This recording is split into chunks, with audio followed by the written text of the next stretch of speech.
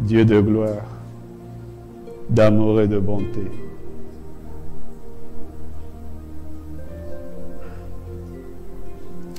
Merci d'avoir étendu ta main et d'avoir touché chacun. Merci d'avoir régulé les tensions artérielles pour toujours.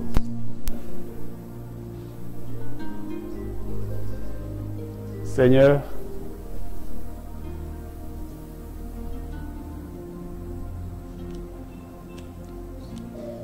les meurtrissures de Jésus-Christ regorgent de guérison pour tous ceux qui croient en toi. Merci, Père. Toute néoformation dans le corps de qui que ce soit maintenant qui entend ces paroles, qui les écouteront en ligne. La parole de l'Éternel est aussi du feu. Et toute néoformation est consumée dans chaque corps, dans le nom de Jésus-Christ. Tu as dominé la mort et l'enfer. Seigneur Jésus, mon Seigneur Jésus, tu es plus que. Tu as dominé, tu as dominé la mort et l'enfer. Mon Seigneur Jésus, mon Seigneur Jésus, tu es plus que. Nous te louons, nous te louons, Jésus, nous t'adorons. Roi des rois, mon Seigneur Jésus, tu es plus que. Nous te louons, Jésus, nous t'adorons.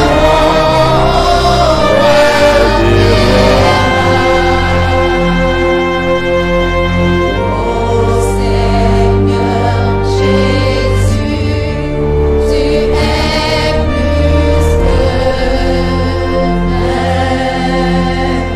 Merci Seigneur d'avoir régulé la glycémie pour tes filles et pour tes fils. Merci pour les délivrances que tu accordes.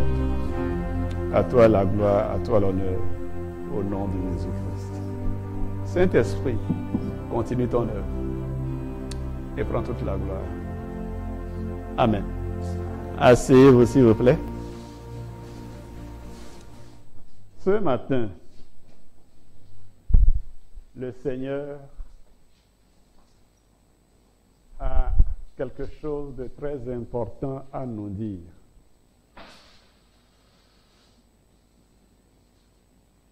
Je suis obligé d'être bref. Je crois que le Saint-Esprit nous fera comprendre tout. Si vous voyez, il y a quelques champignons. Ces champignons sont appelés trompettes de la mort. Et ici, c'est la vallée de la mort dans le désert d'Atacama. Qu'est-ce que le Seigneur veut nous dire aujourd'hui? Comment échapper à la mort? Comment échapper? Qui veut mourir?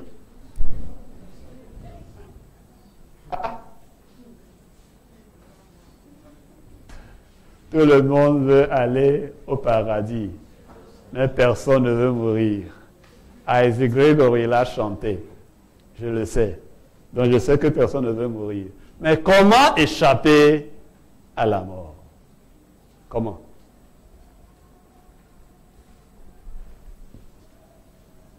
La Bible nous dit dans Hébreux 9, le verset 27, qu'il est réservé aux hommes de mourir une fois. Et après cela, le jugement.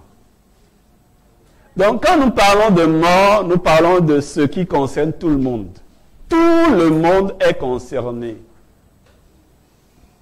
Même celui qui vient de naître aujourd'hui est déjà assez vieux pour mourir. Alléluia.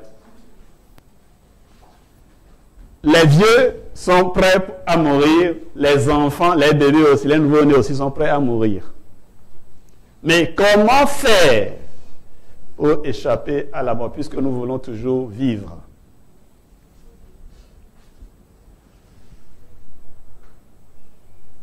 Échapper à la mort est une question de choix. Nous choisissons de mourir ou nous choisissons de vivre. Dans Deutéronome, le chapitre 30, les versets 15 et 16, l'Éternel par la bouche de Moïse dit à Israël, « Regarde, j'ai mis aujourd'hui devant toi la vie et le bonheur, la mort et le malheur. En ce que je te commande aujourd'hui d'aimer l'Éternel ton Dieu, de marcher dans ses voies, de garder ses commandements et ses statuts et ses ordonnances, afin que tu vives et que tu multiplies et que l'Éternel ton Dieu te bénisse dans le pays où tu entres pour le posséder. » Dieu met la vie et le bonheur, la mort et le malheur devant chacun. Alléluia. Et chacun a à choisir. Que dirais-je? Chacun a peut-être déjà choisi.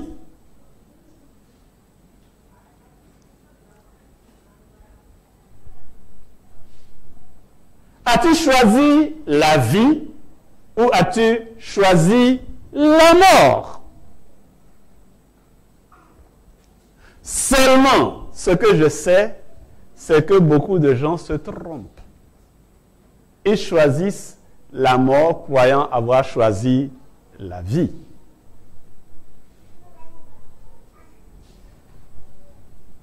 Il est réservé à l'homme de mourir une fois. Après quoi le jugement? Personne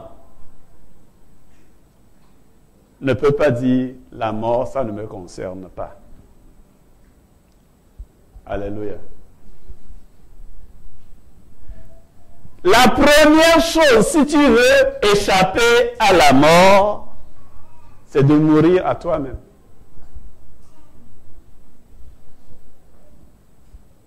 Amen.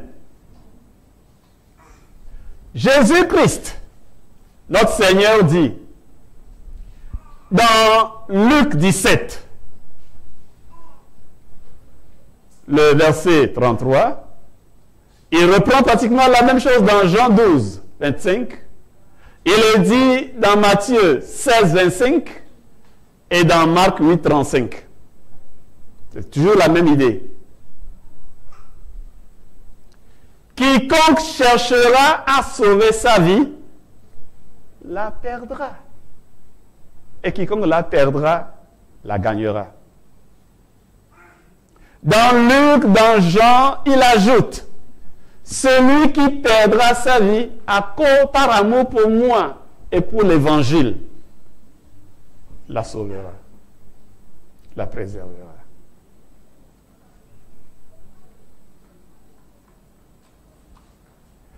Si ta vie est très très chère pour toi et que tu ne peux pas la donner au Seigneur,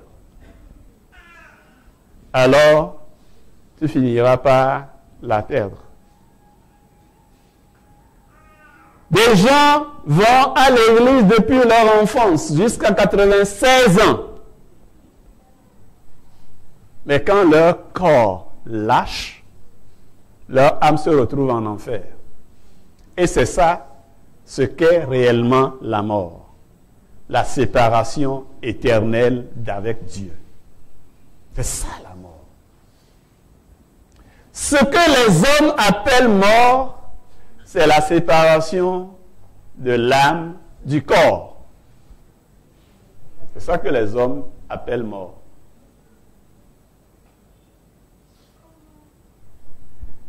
Et ils aiment tellement la mort. Avez-vous déjà vu une famille se réunir, mettre en commun ce qu'ils ont comme moyen, faire appel aux familles alliées pour fêter la nouvelle naissance d'un de leurs membres?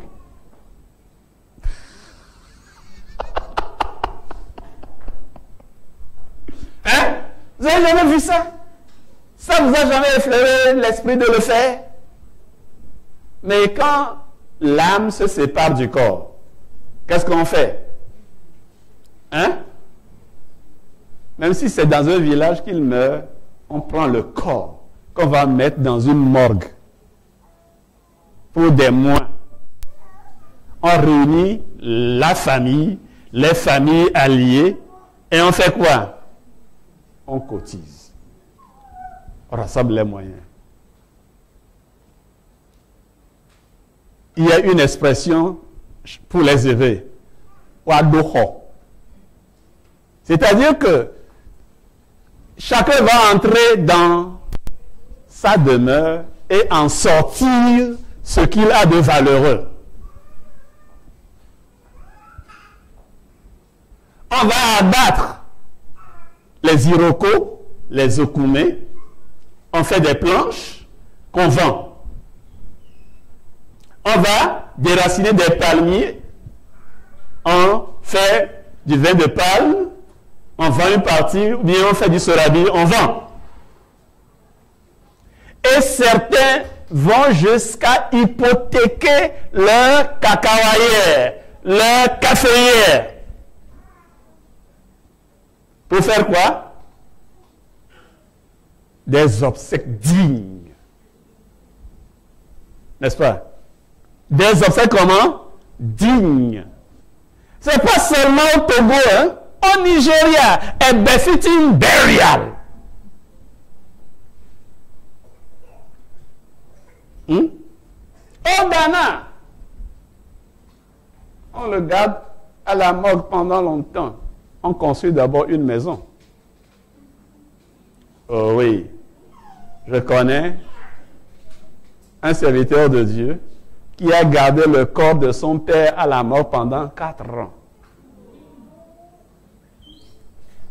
Pour construire un duplex dans le village avant de l'ensevelir. Parce que des gens viendront de l'étranger.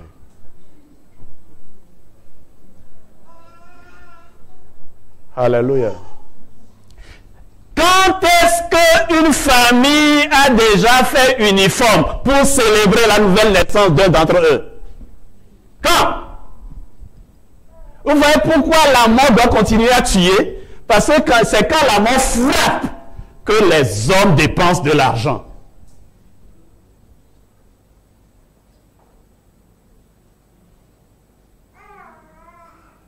Il y a quelqu'un qui a perdu sa maman dans cette ville et qui a mis 14 millions sur la table pour ses obsèques. Avant de faire signe à ses amis qui sont venus lui donner eux aussi leur chèque.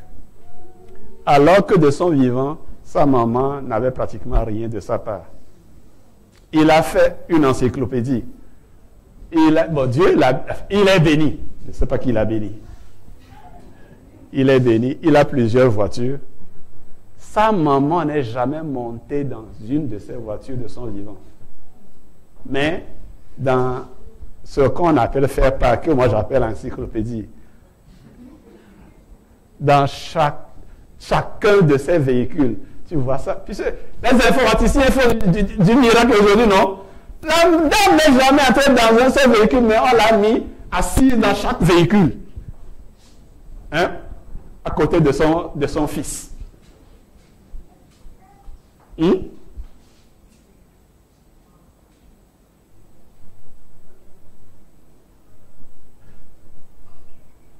Durant mes 8 premiers mois au CH Fit-au-Coin, j'ai vu une dame qui était seule.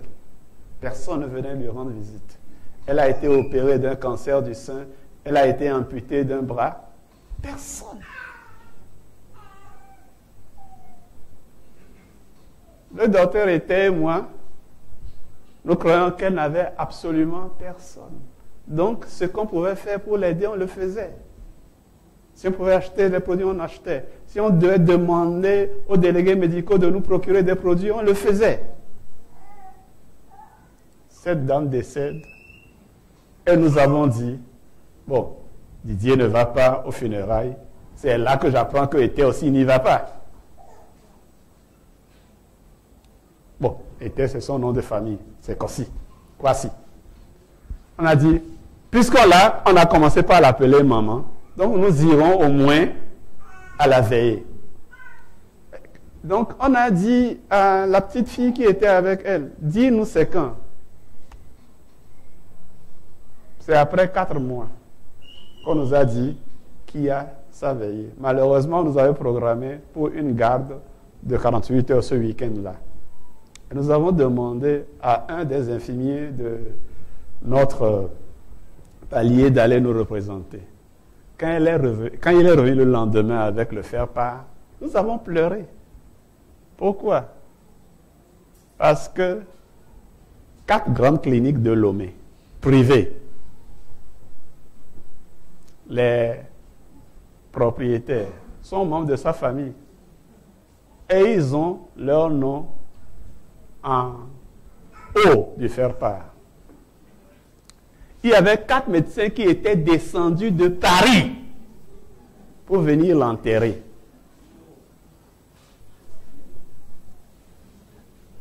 À l'époque,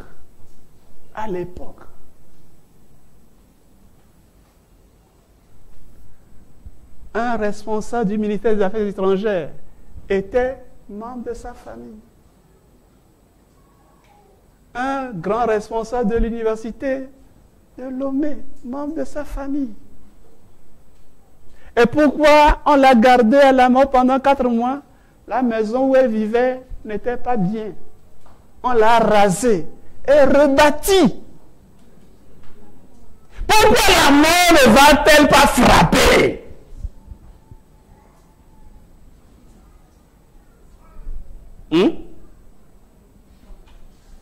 Mourir à soi, c'est la première clé pour échapper à la mort. Amen.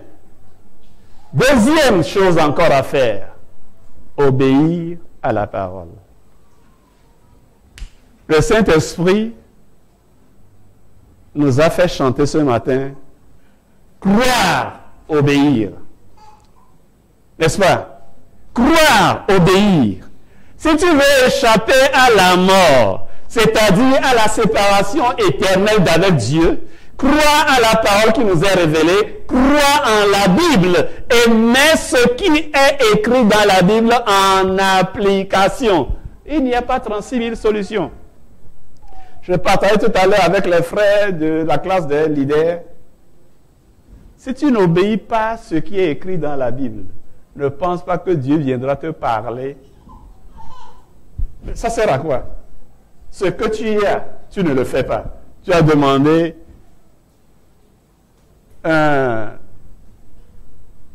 travail extra.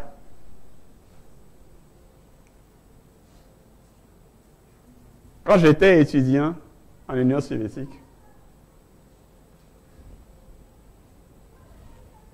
on m'a pris à part, on m'a dit, OK, c'est bon.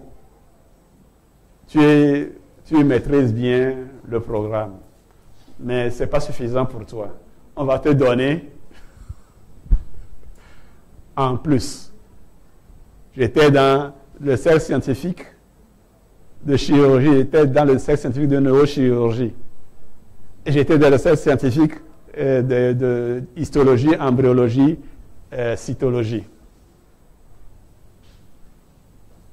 C'est là-bas qu'on me donnait du travail supplémentaire. Pourquoi? Parce qu'ils ont trouvé que le programme normal, je le maîtrisais. Si tu n'obéis pas à ce qui est déjà écrit, pourquoi Dieu viendra-t-il te parler personnellement? Obéis à la parole. Amen. Il nous dit quoi? Qui croit au Fils a la vie éternelle, mais qui désobéit au Fils ne verra pas la vie. Est-ce que vous voyez un peu? La vie, ça se voit. C'est pas ce que nous faisons sur terre qui est la vie. C'est Christ lui-même la vie. Et si nous le voyons, ça veut dire que nous sommes avec lui. Mais quoi? La colère de Dieu demeure sur lui. Et la colère de Dieu le place où? Dans les temps de feu qui est réservé pour Satan et ceux qui le suivent. Et ceci, nous le trouvons dans Jean 3, 36. Mais dans Jean 5, 24 et 8, 51, il va jusqu'à nous dire, celui qui croit en Christ est passé de la mort. 24. Il est passé de la mort à la vie. Et dans le 8,51, il nous dit, celui-là ne mourra pas. Il vit comment? Éternellement. Et tout ça, ça nous vient de quoi? De l'obéissance à la parole. La parole t'a été annoncée. Tu remets à demain, quand est-ce que tu accepteras Jésus-Christ comme ton Seigneur personnel, sauveur de ton âme? Tu auras la vie où? Tu ne la verras pas. Tu as accepté Christ, mais tu penses que venir à l'église, c'est jouer au Don Quichotte. Tu es bon en dramaturgie. Tu viens, tu nous fais l'ange, mais dehors déjà là-bas, ce que tu es, toi-même tu le sais. Ne pense pas que tu as la vie. Amen. Vous êtes fâché contre moi? Hein? Vous voulez des preuves que nous pouvons échapper à la mort, n'est-ce pas? Ok. Le Seigneur nous en donnera.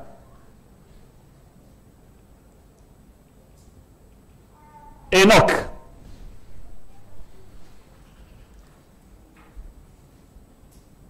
Dans Genèse 5, au verset 24, la Bible nous dit, Enoch marcha avec Dieu et il ne fut plus parce que Dieu l'enleva. Alléluia. Il ne nous a pas dit parce que Dieu le tua, ou bien parce qu'il mourut de maladie ou d'accident. Non. Dieu l'enleva. Il a marché avec Dieu pendant 300 ans. Marché. Après avoir eu des enfants, il a passé sa vie à marcher avec Dieu. Marcher avec Dieu, ça veut dire quoi? Fais exactement ce que Dieu dit. Quand Dieu dit, assois-toi, il s'assoit. Quand Dieu dit, lève-toi, il se lève. Quand Dieu dit, tiens-toi sur la jambe gauche et plie la droite, il le fait. Ok, tu peux poser maintenant. Il pose. C'est ce que Enoch a fait pendant 300 ans. Et Dieu était satisfait en lui. Il ne l'a pas fait pendant 30 jours. Pas dans 300 jours. Pas dans 300 mois. Mais 300 ans. Alléluia. Et Dieu a trouvé que c'est bon. J'ai trouvé satisfaction en lui. Il nous arrive à nous autres de marcher avec Dieu quand nous jeûnons. C'est ça, non? Jeûne de 3 jours, on marche avec Dieu. Jeûne de 7 jours, on marche avec Dieu. Jeûne de 14 jours, on marche avec Dieu. Est-ce que je n'exagère pas? Même jeûne de 1 jour là, est-ce que tu marches toutes les 24 heures avec Dieu? Hein? Quand tu vas te laver, est-ce que tu penses que tu es encore en train de marcher avec Dieu? Quand tu vas au service, est-ce que tu marches encore avec Dieu?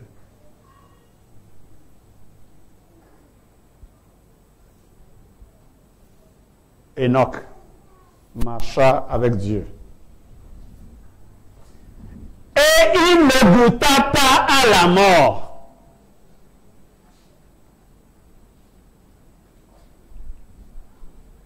Élie. Nous avons parlé de lui la dernière fois, n'est-ce pas?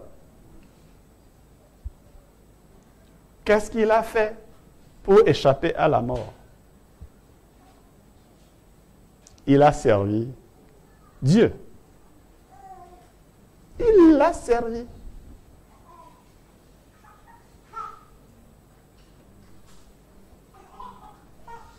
Et jusqu'à la fin de ce jour, qu'est-ce qu'il a dit à Élisée?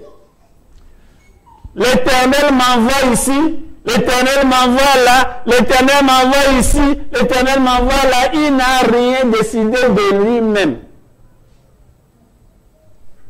Alléluia. Mais aujourd'hui, qu'est-ce que nous faisons? Comment avoir une vision? Donc nous-mêmes, nous créons notre vision. Et nous-mêmes, nous nous fixons des objectifs à atteindre.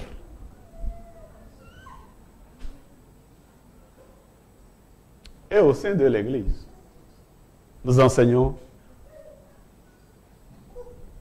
vision et fixation d'objectifs.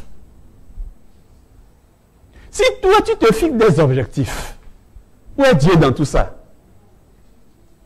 Hein? Répondez-moi, mes chers. Toi-même, tu sais que dans 2 mois, je dois faire ceci. Je dois... Là, on saura que je suis un bon leader. Est-ce que tu penses que Dieu pourra te parler? Puisque il sait que s'il vient te parler, tu ne l'entendras même pas. Ne parlons même pas d'écouter. Il te laisse et tu dis, oui, j'ai réussi. Vous comprenez pourquoi il est écrit? Plusieurs me diront en ce jour, en ton nom, nous avons. Et moi je leur dirai, éloignez-vous de moi. Vous qui commettez de l'iniquité, je ne vous ai point connu. Élie n'a rien programmé lui-même. Dieu l'a toujours envoyé. Tu veux échapper à la mort, mon frère, ma soeur? Sers Dieu. Sers Dieu. Demande-lui, que veux-tu que je fasse? C'est ce que Saul de Tarse lui a demandé à sa conversion. Quand il y a eu une confrontation avec lui sur le chemin de Damas. Lui, Saul de Tarse s'est levé à aller voir les responsables du Sanhédrin. Je sais où ces foutus disciples de Jésus sont allés se réfugier. Bon, si vous avez peur, si vous ne pouvez pas le faire, moi j'ai de l'énergie, je suis encore jeune, j'ai la force et j'ai le zèle par-dessus tout. Donnez-moi des mandats d'amener, j'irai les chercher. Qu'ils soient entraînés militairement ou pas, moi je vais les déloger. Je vais les faire sortir de leur cachette. Je vais les amener ici, pieds et poings liés. Et je vais les détruire si vous voulez bien. Mais quand il a eu la rencontre avec Jésus-Christ, il a dit, Seigneur, que veux-tu que je fasse? Éphésiens 2 disent que nous sommes son champ.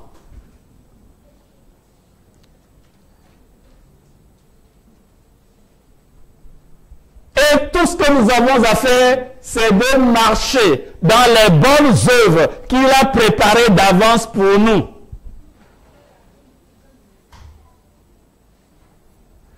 Ne suivons pas le monde. Oh, je sais qu'au sein de l'Église aujourd'hui, on vient introduire ce qui est créé dans le laboratoire du monde.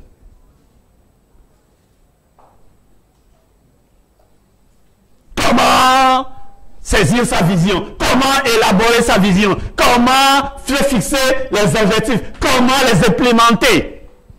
Oh, c'est très attrayant. Il me semble que moi aussi, j'ai enseigné fixation des objectifs à la jeunesse, n'est-ce pas? Mais je l'ai fait dans le cadre de leur étude. Mais quand il en vient à servir le Seigneur, là, tu n'as pas d'objectif à te fixer. Amen. Écoute Dieu et fais ce qu'il dit. Point barre. Et c'est là, et comme ça seulement que tu pourras échapper à la mort. Mais, attention, Élie n'a pas été parfait. Élie n'a pas été parfait. C'est pour ça qu'il reviendra sur terre par faire son œuvre. Est-ce que toi aussi, si Jésus ne revenait pas vite, ok, et que tu devrais dormir dans le Seigneur, est-ce que tu voudrais revenir sur terre avant de parfaire ton œuvre? Moi, je ne veux pas. Ce monde est trop méchant. Je ne veux pas le vivre deux fois. Donc, je veux tout faire parfaitement. Alléluia.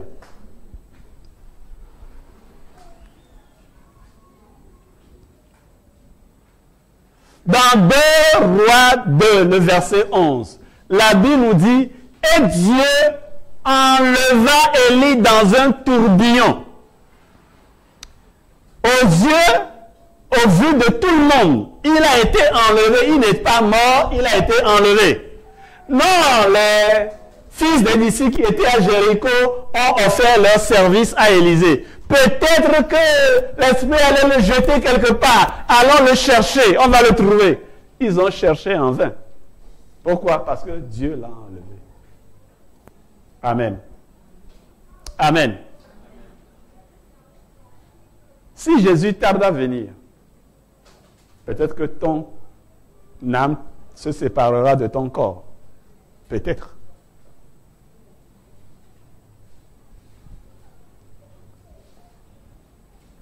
Mais même dans ce cas, si tu as été obéissant, ne te soucie pas de tes obsèques.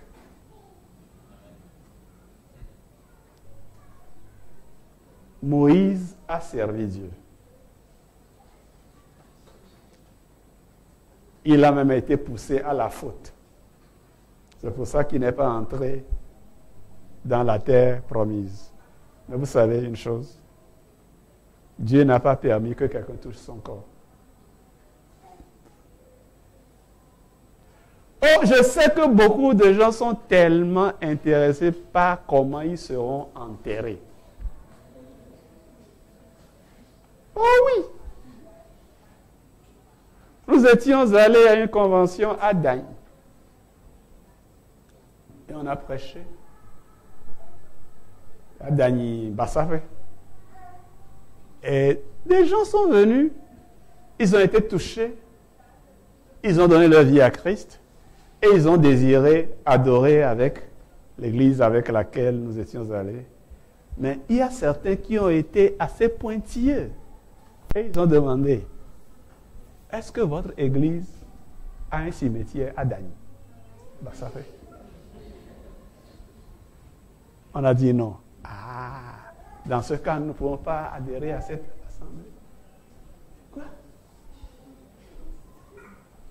Gane a dit, mais quoi?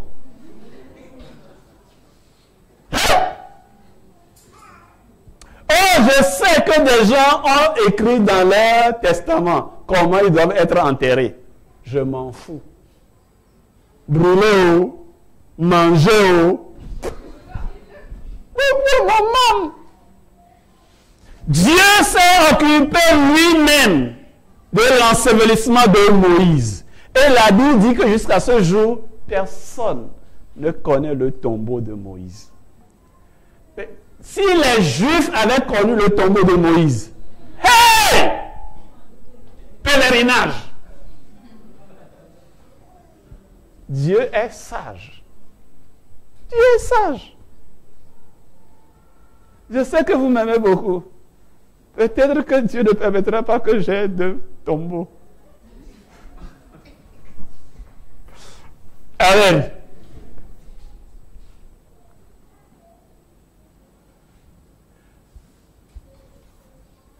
Il n'y a jamais 203. Nous avons vu Enoch qui a été enlevé. Nous avons vu Élie qui a été enlevé. Et le Seigneur dit, sur la déposition de 2 ou 3 personnes, toute affaire sera réglée. Amen. Et il nous dit, dans 1 Thessaloniciens, le chapitre 4, le verset 17. Le verset 16, il dit,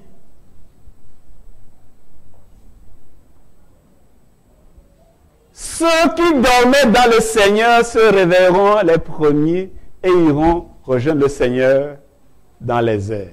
Le 17 dit, ensuite, nous les vivants qui serons restés, nous serons tous ensemble enlevés avec eux sur les nuées à la rencontre du Seigneur dans les airs. Et ainsi, nous serons toujours avec le Seigneur. Pourquoi Dieu a-t-il enlevé Enoch et Élie? C'est pour nous donner la preuve par 9 qu'il peut enlever, qu'il va réellement enlever son Église.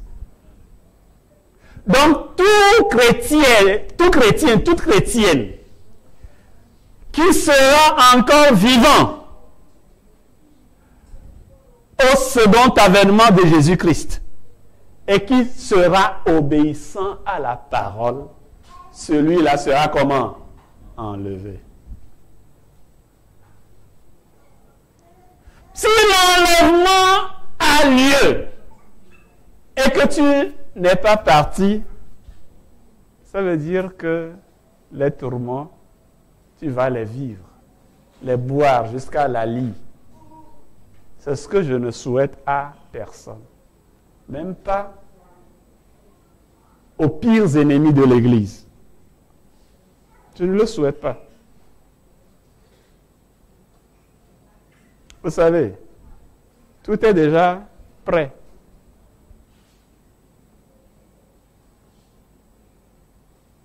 Vous qui utilisez les cartes bancaires, bientôt les banques vont vous dire, on ne va plus faire de cartes. Les puces là, on va les insérer dans vos mains ou sur vos fronts. Et on ne va même plus, il n'y aura même plus de liquidité. L'argent liquide ne va plus circuler.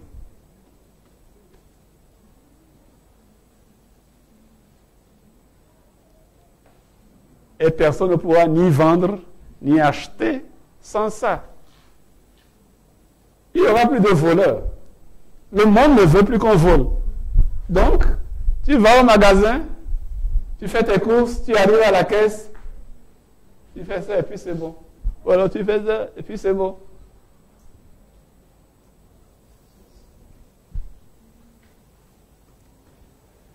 Ce matin, je suivais, on dit d'ailleurs que bientôt, tous les ordinateurs, tous les téléphones seront munis de reconnaissance faciale. Tu n'auras plus besoin de mots de passe. Amen. On veut nous rendre encore plus individualistes. Ça veut dire, le téléphone de mon épouse, je ne peux pas l'utiliser. Pourquoi? Parce que elle est jolie. Le téléphone voit une très belle personne et s'ouvre. Et voilà, le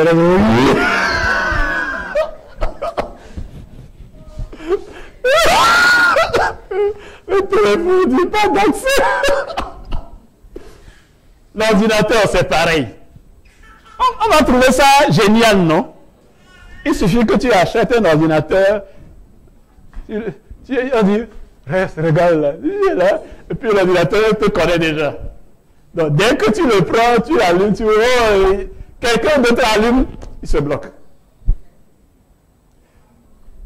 Donc, la vie ne sera pas possible aussi longtemps que tu n'es pas dans le système. Mais nous pouvons échapper à tout ça. Nous pouvons échapper à la mort. En faisant quoi?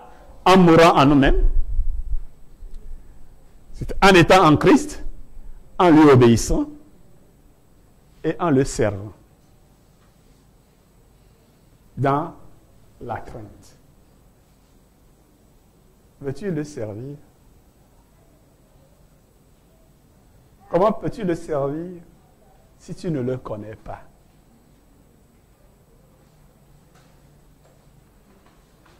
Toutes les sœurs savent très bien préparer, mais toutes ne peuvent pas me servir leur repas parce qu'elles ne connaissent pas ce que j'aime, ce que je n'aime pas. Alléluia. Ce n'est pas, oh oui, je sais travailler. C'est pas ça. Dieu ne compte pas sur la force de l'homme. Il ne compte pas sur l'agilité des pieds de l'homme. Il ne compte même pas sur les chevaux. Si tu veux le servir, il faut le connaître d'abord.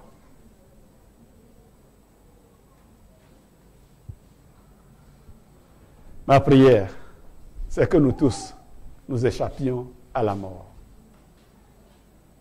Mais mourons à nous-mêmes d'abord. Comprenons que nous avons été crucifiés avec le Christ. Et si nous validons cela, nous échapperons à la mort. Et ici et maintenant, tu auras cette assurance que tu as la vie éternelle. Tu sois béni. Au nom de Jésus-Christ. Et partage cette vie avec les autres autour de toi. Parce qu'il n'y a rien de plus malheureux pour l'Africain que de mourir et d'aller en enfer. Donc, si le Suisse va, peut-être, ok, il a déjà goûté. Mais l'Américain, il a déjà goûté.